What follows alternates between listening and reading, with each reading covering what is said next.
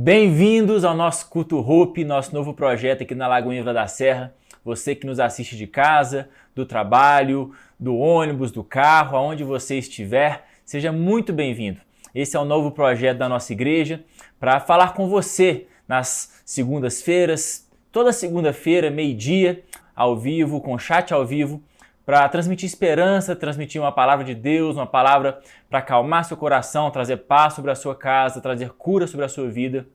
Toda segunda-feira, meio-dia, você é nosso convidado para estar aqui com a gente no YouTube. Aproveita esse momento também para compartilhar com aquela pessoa que você sabe que está precisando de encorajamento, está precisando encontrar paz, esperança.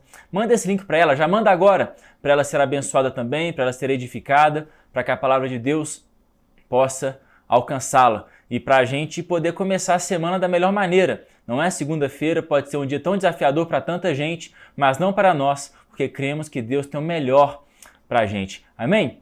Então, eu quero compartilhar uma palavra com você.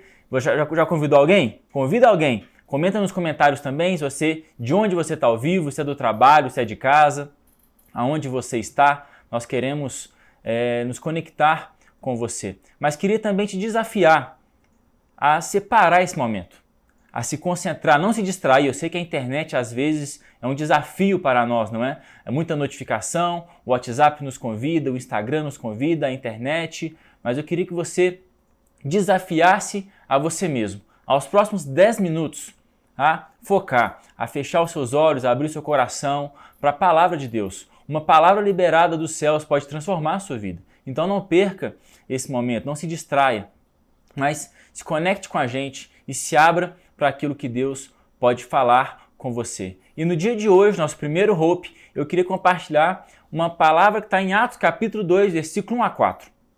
Atos capítulo 2, versículo 1 a 4. Se você está com a sua Bíblia, você pode abrir ela agora, pode sublinhar também, que é justamente o Pentecoste. Nós que 15 dias atrás comemoramos o Pentecostes, uma data tão importante na vida cristã, no calendário cristão, começou lá em Atos capítulo 2, versículo 1 a 4, vamos ler juntos agora. Chegando o dia de Pentecoste, estavam todos reunidos num só lugar. De repente, veio do céu um som, como de um vento muito forte, e encheu toda a casa na qual estavam assentados, e viram o que pareciam línguas de fogo, que separaram e pousaram sobre cada um deles, e todos ficaram cheios do Espírito Santo, e começaram a falar noutras línguas, conforme o Espírito as capacitava. O Pentecoste, como descrito, ele descreve vários atributos de Deus, várias características de Deus. E é importante, ao longo da Bíblia, ao lermos a Bíblia, nós irmos identificando essas características de Deus, porque isso vai nos dizendo quem Deus é. É importante conhecermos quem Deus é.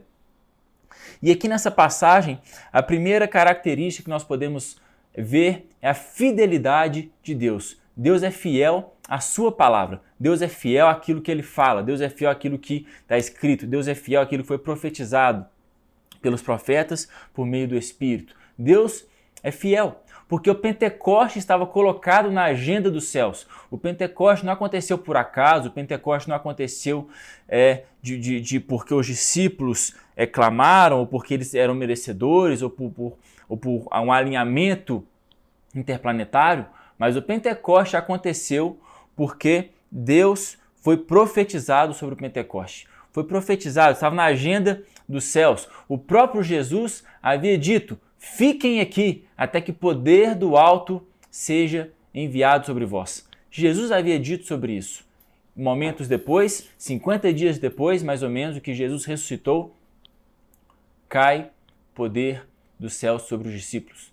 Deus é fiel à sua palavra. Aquilo que Deus te prometeu, aquilo que está escrito nas Escrituras, as promessas de Deus que está na Bíblia, todas elas, Deus é fiel para cumprir. Nenhuma delas passará. A Bíblia fala que podem passar os céus, pode passar a terra, mas a palavra de Deus não passará. Às vezes nós olhamos as circunstâncias. Na segunda-feira, você pode estar cansado, você pode ir lá para a sua vida, você pode ir lá para você mesmo e pensar: nada vai acontecer, nada vai mudar. Mas se lembre nesse momento que Deus é fiel. A palavra dele sobre a sua vida, sobre a sua família, sobre o seu ministério, sobre os sonhos que ele colocou no seu coração, Ele é fiel para cumprir. O Pentecoste veio como que de repente, não teve um prenúncio, não teve uma introdução, não foi um processo. Como que de repente, um minuto o céu estava fechado, no outro os céus se abriram e como fogo desceu do céu. No minuto os discípulos estavam presos e com medo e acurralados, no outro eles estavam cheios de poder, prontos para pregar o evangelho com ousadia. De uma hora para outra, Deus pode fazer cumprir na sua vida promessas dele sobre você. Creia nessa promessa, creia na fidelidade de Deus, receba sobre a sua vida, porque Deus é fiel à sua palavra. Amém? O segundo atributo de Deus que nós podemos ver é que ele é generoso.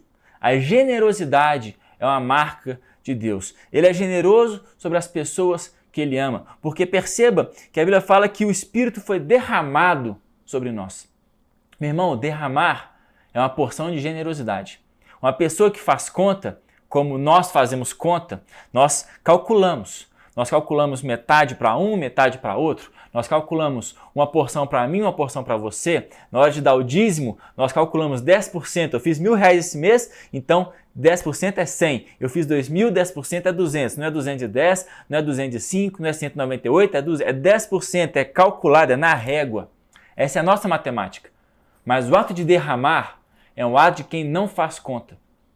Deus não calculou, eu vou derramar tal porção, eu vou colocar tal porção sobre os meus discípulos, sobre aqueles que me amam, sobre aqueles que me seguem, sobre aqueles que eu tomei para mim.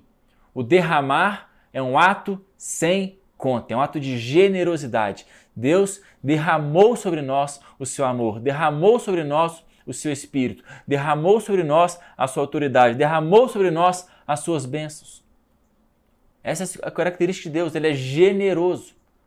Generoso. Ele tem o melhor para nós e o que ele tem para nós, ele derrama sobre nós. Sem retenção, sem fazer matemática, sem fazer conta. É um ato de derramar o amor extravagante. O seu poder, a sua glória, o seu Espírito, ele derrama sobre nós. O terceiro princípio que nós podemos ver aqui na passagem que lemos é sobre o poder de Deus. O poder de Deus. Deus é poderoso para fazer infinitamente mais. Algo que era inimaginável, algo que nunca havia acontecido na história, algo que não poderia ser feito por mãos humanas, governantes, por autoridades, nada nem ninguém. Somente uma pessoa, somente um ser na terra poderia fazer o que foi feito no Pentecoste, isto é, rasgar os céus e transformar a terra. Esse é o poder de Deus. Não há palavra, não há alinhamento, não há aliança, não há política, não há economia. Somente Deus, ao liberar uma palavra, é capaz de rasgar os céus com línguas de fogo, tocar a terra e transformar realidades. Esse é o poder de Deus, de uma hora para outra. Os discípulos foram cheios do Espírito. Meu irmão, Deus é poderoso para fazer infinitamente mais do que nós cremos e imaginamos. Esse é o poder de Deus. O poder de Deus que habitou em Jesus, que foi capaz de fazer com que Jesus dissesse a Lázaro, Lázaro, vem para fora. Não havia Maria, não havia Marta, não havia médico. Mas ao som da palavra de Deus, ao som da palavra de Jesus, Lázaro vem para fora. Lázaro ressuscitou dos mortos e veio para fora. Ao som da palavra de Deus, onde não havia nada, completo vazio, não havia nem matéria, Deus falou que haja luz e ali a luz foi instaurada. Que haja céus, que haja mares, que se dividam as águas dos oceanos. Esse é o poder de Deus. Num estalar de dedos, num abrir e fechar de olhos, com a palavra dos céus, sua vida pode se transformar. Num abrir e piscar de olhos, seu casamento pode ser restaurado, a sua vida financeira pode mudar, porque Deus é poderoso para fazer infinitamente mais. Nós calculamos às vezes a nossa vida nas nossas possibilidades, naquilo que nós podemos fazer, no nosso alcance, nas pessoas que eu conheço, nas minhas possibilidades, no conhecimento que eu tenho, no dinheiro que eu tenho, no que eu posso comprar. Mas nós, filhos de Deus, nós devemos confiar menos em nós e confiar mais nele, porque ele é poderoso. Só assim nós vamos viver todas as promessas que ele tem para nós. Porque as promessas que ele tem para nós vão muito além da nossa capacidade, vai muito além daquilo que podemos, mas é baseado no poder dele. Quando Deus nos chama, Ele não está contando naquilo que nós podemos, mas Ele está contando naquilo que Ele pode. Nós devemos, como filhos, confiar naquilo que Ele pode. O poder de Deus, que é capaz de rasgar os céus e transformar a terra. O quarto princípio é que obediência gera frutos. Obediência a Deus gera frutos. Jesus disse aos discípulos: permaneçam aqui até que poder venha do alto. Meus irmãos, percebam que isso é muito importante, porque os discípulos estavam atemorizados. Jesus tinha acabado de ser crucificado, Jesus estava morto, Jesus ele tinha sido crucificado, ele ressuscitou, mas ele havia sido perseguido. Então os discípulos pensaram: olha, eu sou o próximo.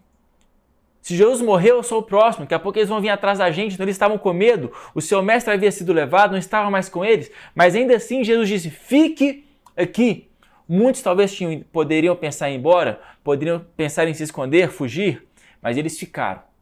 E por terem ficado, eles experimentaram uma bênção sem precedentes sobre a vida deles. A obediência gera fruto. A obediência deu a eles autoridade. A obediência permitiu com que eles testemunhassem o sobrenatural e testemunhassem o poder de Deus. A palavra que Deus tem sobre a sua vida, seja fiel a ela.